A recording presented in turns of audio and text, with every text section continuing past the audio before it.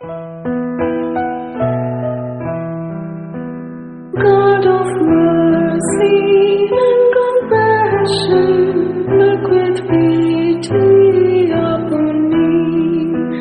Father, let me call thee Father. Good day, viewers. The theme of our reflection is intimidated by the virtuous. It may surprise you to hear that almost all evil persons are afraid of the virtuous. This fear is usually expressed in the form of attacks.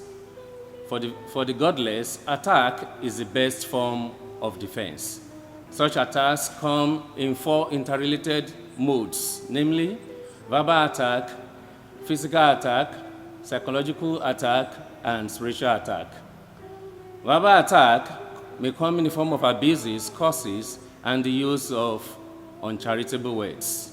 Physical attack in the form of fighting, the use of force to intimidate, and the snatching of ballot boxes and manipulation of election results, as recently experienced in Nigeria.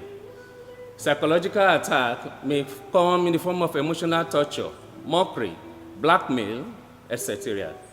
While spiritual attack may take the form of ancestral curses or the use of the divine to perpetrate deception, the use of juju or charms, and many such occult and evil practices. King Solomon in the book of Wisdom chapter 2, verse 1 and verses 12 to 22, expatiated on the conflict of interest between the godless and the virtuous, and what this portends for the virtuous. He explained that the virtuous is a reproof to the godless, a reproof to their way of thinking. The godless are annoyed by the sight of the virtuous, and the very sight of him weighs their spirit down, because his way of thinking is not like other men's. The paths he treads are unfamiliar. He opposes the way of life of the godless and accuses them of being false to their upbringing.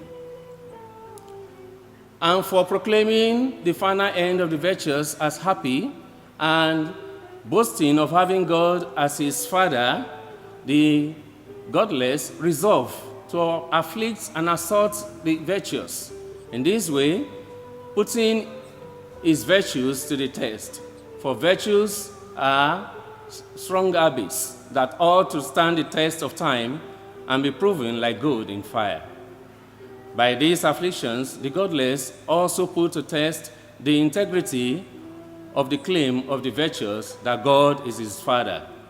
If indeed God is the father of the virtuous, then God will come to his or her aid. Jesus is a perfect example of a virtuous man. Characteristically, the godless attacked him. His virtues were put to the test. And since he is himself the Son of God par excellence, from all his trials, God rescued him.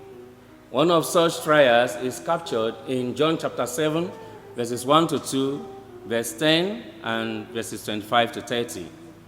For many are the trials of the virtuous man, but from them all the Lord will rescue him. Psalm 34, verse 19. Be virtuous. Do not be taken aback by attacks. They are bound to come to all virtuous persons. But from them all, the Lord will rescue you.